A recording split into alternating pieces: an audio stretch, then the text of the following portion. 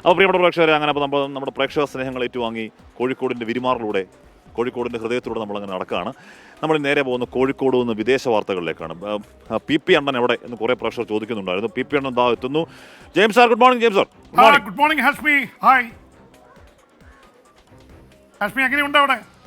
James sir, ഇവിടെ അവിടെ ഗസയിലൊക്കെ പിന്നെയും ഈ പറയുന്ന രീതിയിൽ സ്കൂളുകളിലും ഒക്കെ വീണ്ടും കൊലപാതകങ്ങൾ തുടരുകയാണ്. ഒരുപാട് കുഞ്ഞുങ്ങളെയൊക്കെ വീണ്ടും കൊന്നൊടുക്കുകയാണ്. സ്കൂളുകളിലാണെങ്കിൽ അവസാന കുഞ്ഞിനെ കൊല്ലുക, അവസാന അധ്യാപികയെ കൊല്ലുക. ആശുപത്രികളാണെങ്കിൽ അവസാന ഡോക്ടറെ കൊല്ലുക. ഏത് സ്ഥാപനങ്ങളാണെങ്കിലും അവിടുത്തെ അവസാന ജീവനക്കാരനെ കൊല്ലുക. ഇത് എത്ര നാൾ തുടരാൻ കഴിയും ഇസ്രായേൽ എന്ന രാജ്യത്തിന് ഈ നരമേധം? ജെയിംസ് സാർ, ഹാഷ്മി, ഇത് യഥാർത്ഥത്തിൽ എന്താ പറയുക, യുദ്ധത്തിൽ ഒരിക്കലും ചെയ്യാൻ പാടില്ലാത്തതാണ്. ആശുപത്രികൾ ആക്രമിക്കാൻ പാടില്ല, സ്കൂളുകൾ ആക്രമിക്കാൻ പാടില്ല, ആരാധനാലയങ്ങൾ ആക്രമിക്കാൻ പാടില്ല, ദുരിതാശ്വാസ ക്യാമ്പുകൾ ആക്രമിക്കാൻ പാടില്ല. ഈ യുദ്ധ നിയമങ്ങൾ, അന്താരാഷ്ട്ര യുദ്ധ നിയമങ്ങളെ മുഴുവൻ കാറ്റിൽ പറത്തിക്കൊണ്ടാണ് യഥാർത്ഥത്തിൽ ഹമാസിനെയാണ് നേരിടുന്നതെന്ന് ഇസ്രായേൽ പറയുകയും അവരാക്രമിക്കുന്നത് ഇപ്പോൾ തെക്കൻ ഗസയിലെ ഖാൻ യൂണിസിലെ അൽമവാസി ദുരിതാശ്വാസ ക്യാമ്പ് ഇപ്പോൾ കത്തുകയാണ്. അതിലെ ടെൻറ്റുകൾക്ക് നേരെയാണ് ഏറ്റവും വലിയ ആക്രമണം നടന്നത്. ടെൻറ്റുകളൊക്കെ കത്തി മനുഷ്യർ വെന്തു മരിക്കുന്നു. ഈ മണിക്കൂറുകളിൽ കൊല്ലപ്പെട്ടത് 40ഓളം പേരാണ് ഹാഷ്മി.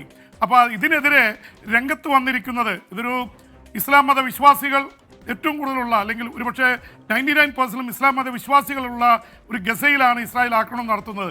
ഇതിനെതിരെ അതിശക്തമായി രംഗത്ത് വന്നിരിക്കുന്നത് കത്തോലിക്ക സഭയുടെ പരമാധ്യക്ഷൻ. 2ാം ദിവസമാണ് മാർപ്പാപ്പ അതിനിശ്ചിതമായ ഭാഷയിൽ ഇസ്രായേലിനെ കുറ്റപ്പെടുത്തി രംഗത്ത് വന്നിരിക്കുന്നത്. കുട്ടികൾക്കെതിരെ മിഷൻ ഗൺ വയ്ക്കുക, സ്കൂളുകളും ആശുപത്രികളും തകർക്കുക, ഇത് മനുഷ്യത്വത്തോടുള്ള ക്രൂരതയാണ്, ഇത് നിർത്തണം എന്ന് ഒരു മറ്റു മതവിഭാഗത്തിൽപ്പെട്ട ഒരു പരമാധ്യക്ഷൻ, ഒരുപക്ഷെ ലോകത്തിൻ്റെ മനസാക്ഷിയായിട്ട് അറിയപ്പെടുന്ന ഫ്രാൻസിസ് മാർപ്പാപ്പ വരെ പറയുന്ന അവസ്ഥയിൽ കാര്യങ്ങൾ എത്തുന്നു എന്ന് പറയുന്നത് തന്നെ ഈ ഗസയിൽ നടക്കുന്നത് നരഹത്യയാണ്, അവിടെ നടക്കുന്നത് വംശഹത്യയാണോ എന്ന് മാർപ്പാപ്പയും ലോക നേതാക്കളൊക്കെ ചോദിച്ചു. പക്ഷേ ഇസ്രായേൽ വഴങ്ങുന്നില്ല. അതിനിടയിൽ ഒരുപക്ഷെ ഹാഷ്മി, വളരെ വിചിത്രമായിട്ടൊരു കാര്യം, ഇസ്രായേലിലെ പ്രധാനമന്ത്രി ബെഞ്ചമിൻ നെതന്യാഹു ഒരു വെടിനിർത്തൽ പദ്ധതി അട്ടിമറിക്കുകയാണെന്ന് ആരോപിച്ചിരിക്കുന്നു. മറ്റാരുമല്ല, ഇസ്രായേലിലെ പ്രതിപക്ഷം തന്നെ. അവിടുത്തെ പ്രതിപക്ഷ നേതാവ് ബെന്നി ഗാൻസ് ആ തരത്തിൽ ആരോപണം ഉന്നയിച്ചിരിക്കുന്നു.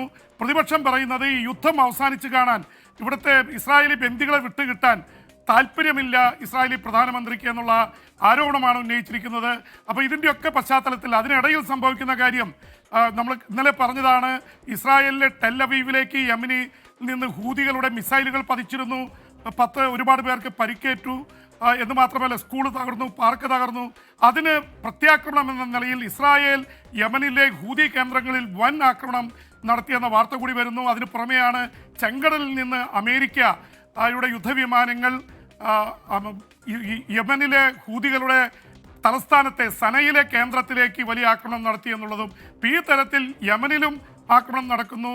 അതുപോലെ തന്നെ സിറിയയിൽ പോരാട്ടം തുടരുകയാണ് കുർദിഷ് പോരാളികളും. അതുപോലെ തന്നെ അവിടുത്തെ IS തമ്മിൽ വടക്ക് നടക്കുന്നുണ്ട്. ഇസ്രായേൽ ഗോലോൻ കുന്നുകൾ വിട്ട് മൗണ്ട് ഹെർമൻ പിടിച്ചു വച്ചിരിക്കുന്നു.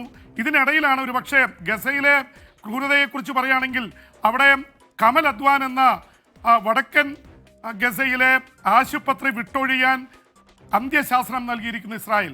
പക്ഷെ അത് സാധിക്കില്ല എന്നാണ് പറയുന്നത്. കാരണം 100 പേര് അതീവ ഗുരുതരാവസ്ഥയിലാണ്. അതിനിടയിൽ യുക്രൈനിലെ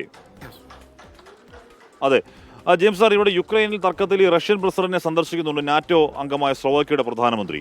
ആ സന്ദർശനത്തിന്റെ ഒരു രാഷ്ട്രീയ പ്രാധാന്യം എന്താണ് ജെയിംസ്? തീർച്ചയായിട്ടും കാശ്മീർ ഈ സ്ലോവാക്യ എന്ന് പറയുന്നത് നാറ്റോ സഖ്യത്തിലെ അംഗമാണ്. പ്രത്യേകിച്ച് യൂറോപ്യൻ യൂണിയനും അമേരിക്കയും ഒക്കെ അടങ്ങുന്ന നോർത്ത് അറ്റ്ലാന്റിക് ട്രീറ്റി ഓർഗനൈസേഷൻ്റെ ഭാഗമായ സ്ലോവാക്യ അതിനാടകീയവും അപ്രതീക്ഷിതവുമായിട്ട് റഷ്യൻ പ്രസിഡന്റ് പുടിനെ സന്ദർശിച്ച് ഉക്രൈനെതിരെ അതിശക്തമായി രംഗത്ത് വന്നിരിക്കുന്നു. കാരണം സ്ലോവാക്യയിലേക്കും മറ്റ് ചില രാജ്യങ്ങളിലേക്കും ഹംഗറിയിലേക്കൊക്കെ ഗ്യാസ് വരുന്നത് റഷ്യയിൽ നിന്നാണ്. ആ വാതകം വരേണ്ടത് ഉക്രൈൻ വഴിയാണ്. ഉക്രൈൻ അനുവദിക്കുന്നില്ല. അതിനെതിരെ ഉക്രൈനോട് താക്കീത് നൽകിയിരിക്കുന്നു സ്ലോവാക്യ. അതിന് തൊട്ടുപിറകെയാണ് പുടിനെ പോയി കണ്ടത്.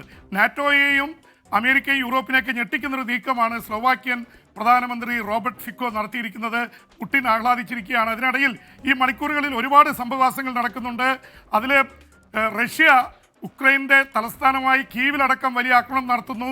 അതിന് തിരിച്ചടിയായിട്ട് ഇതാദ്യമായി FPV വിഭാഗത്തിൽപ്പെട്ട 100-ലേറെ ഡ്രോണുകൾ റഷ്യയുടെ ഉള്ളിലേക്ക് തൊടുത്തുവിട്ടു ഉക്രൈൻ സേന.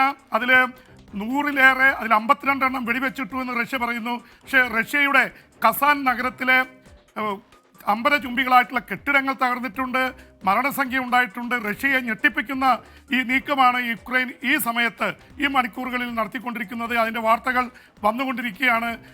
അതിനിടയിൽ തന്നെ ട്രംപിൻ്റെ ഒരു പ്രഖ്യാപനം കഴിഞ്ഞ മണിക്കൂറിൽ വന്നിട്ടുണ്ട്. ട്രംപ് പറയുന്നത് ഏതായാലും പോയ സ്ഥലങ്ങളൊക്കെ വിട്ടുകൊടുത്തേര് റഷ്യക്ക്, ഉക്രൈൻ അത് വെച്ച് സെറ്റിൽ ചെയ്യണം. കാരണം നഷ്ടപ്പെട്ടു പോയ 1/5 പ്രദേശം റഷ്യക്ക് വിട്ടുകൊടുക്കാനാണ് അമേരിക്കയുടെ നിയുക്ത പ്രസിഡന്റ് ഡൊണാൾഡ് ട്രംപ് പറയുന്ന. ഒരുപക്ഷെ വ്ളാഡിമിർ സെലൻസ്കിയെയും ഉക്രൈനെയും യൂറോപ്പിനെയും ഒക്കെ ഞെട്ടിക്കുന്ന ഒരു ആവശ്യമാണ് ട്രംപ് നടത്തിയിരിക്കുന്നത്. അതിന് പറയുന്ന കാരണം ട്രംപ് പറയുന്നത് ഇത് നമുക്ക് ശരിയാക്കി എടുക്കാൻ പറ്റില്ല, ആ നഗരങ്ങളൊക്കെ തകർന്നു പോയി, റഷ്യ തകർത്ത് കളഞ്ഞു, അവർ റീബിൽഡ് ചെയ്യട്ടെ, ഉക്രൈൻ ഇനി അതിന് നോക്കി പോകണ്ട.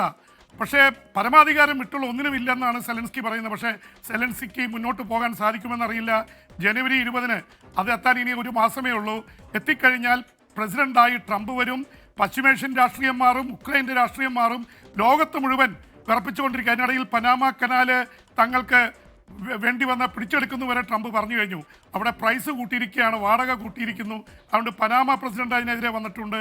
കാനഡയിൽ പ്രശ്നം ഉണ്ടാക്കിയിരിക്കുന്ന 25% നികുതി കൊടുത്തില്ലെങ്കിൽ ഒരു കാര്യവും അമേരിക്കയിലേക്ക് കടത്തിവിടില്ല, അല്ലെങ്കിൽ അമേരിക്കയുടെ 51ാം സംസ്ഥാനമായി കാനഡ മാറിക്കൊള്ളൂ.